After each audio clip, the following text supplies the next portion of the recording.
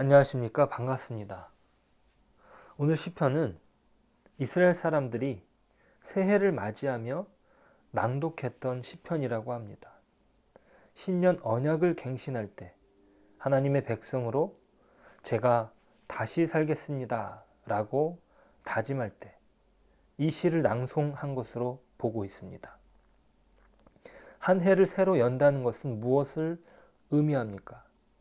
특별히 기독인들에게 말이죠.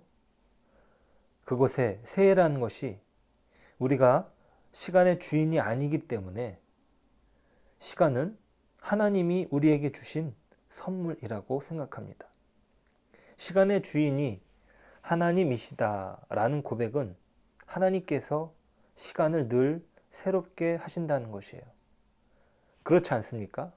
늘 새로운 날과 새로운 시간은 우리에게 열리는 것입니다. 누구에게나 열리는 것이죠. 그것을 사람은 만들어낼 수 없습니다. 그것을 선물로 받아들이는 것이죠.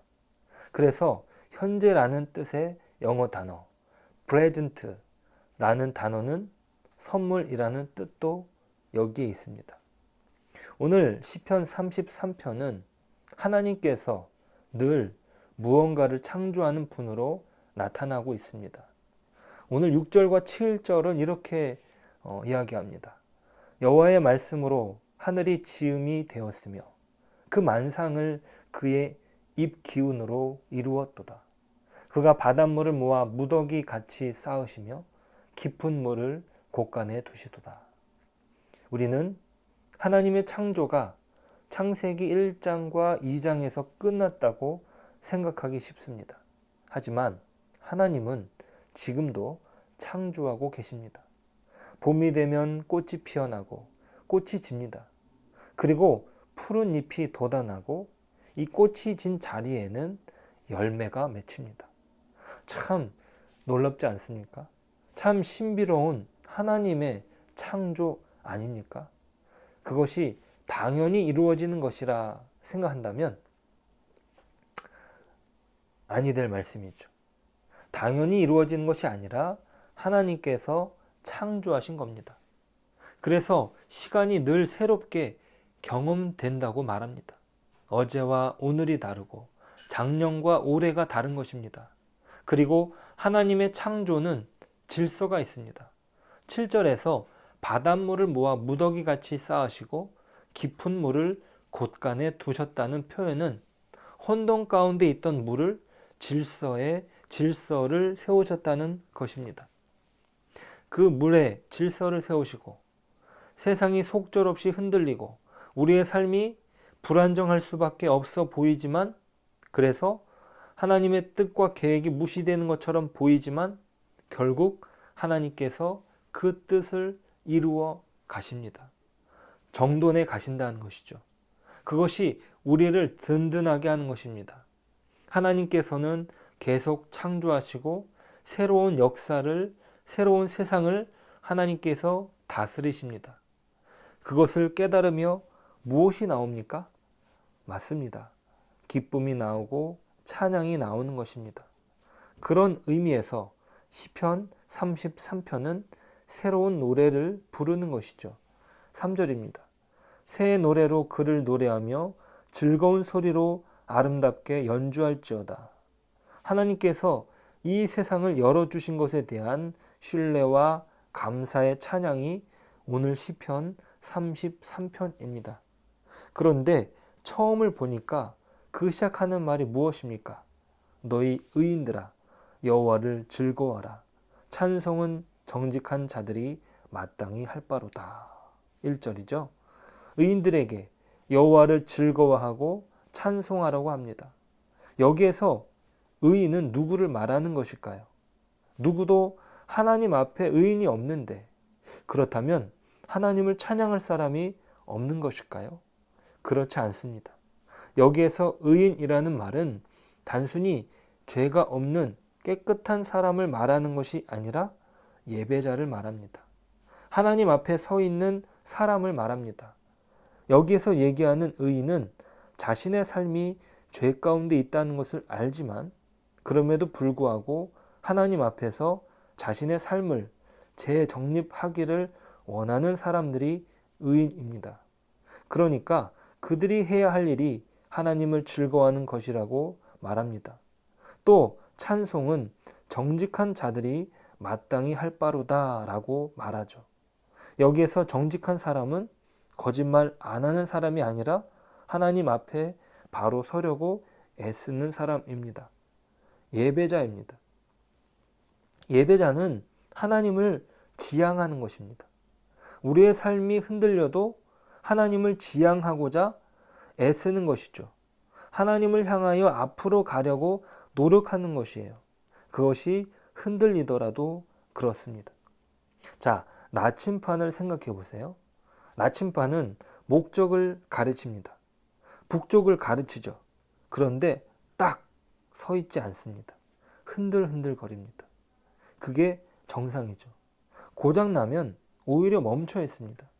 우리 인생도 그렇습니다. 우리가 살면서 하나님께서 분명히 계신 것처럼 느껴지는 때도 있지만 때로는 하나님이 부재하신 것처럼 느껴질 때도 있습니다. 내가 믿음이 좋은 것처럼 생각할 때도 있지만 갑자기 믿음이 다 사라진 것처럼 느껴질 때도 있습니다. 이것이 사람입니다. 흔들림 속에 있는 것이죠. 그러나 우리가 흔들림이 있다고 포기하면 안 됩니다. 흔들리면서도 중심을 향하여 나가는 것, 그것이 믿음의 삶입니다. 그러니까 여기 의인들 혹은 정직한 자들은 전부 하나님 앞에서 예배하려고 하나님을 자기의 중심으로 모시려고 애쓰는 자들입니다. 자, 이제 의인들 혹은 정직한 자들은 하나님의 말씀을 소중히 여기는 사람들입니다. 그래서 이들에게 여호와를 즐거워하라고 합니다. 백성들에게 찬양하라고 부르는데 다양한 표현들이 나옵니다. 즐거워하라, 감사하라, 찬양하라, 또 수금과 비파로 연주하라, 노래하라고 합니다.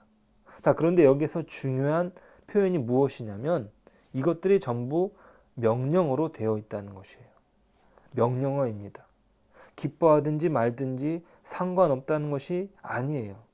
이것은 하나님의 백성들에게 주어진 명령인 것입니다. 자, 신학에서는요, 명령법과 서술법이 있습니다. 그런데 이 서술법 안에는 명령법이 포함되어 있다는 것이에요. 자, 예를 들어서 하나님이 우리를 사랑하십니다. 이 말은 서술법이죠. 그런데 이 안에는 명령법이 포함되어 있습니다. 사랑받는 자로 살아야 할 내용이 있는 것이죠. 이것이 명령입니다. 꼭 해야 하는 것, 은혜를 받은 자가 하는 것, 그것이 하나님의 말씀을 지키는 것이고 그 말씀 안에 거하려고 애쓰는 것입니다. 여기서 예배자들이 해야 할 일은 하나님을 찬양하는 것이에요.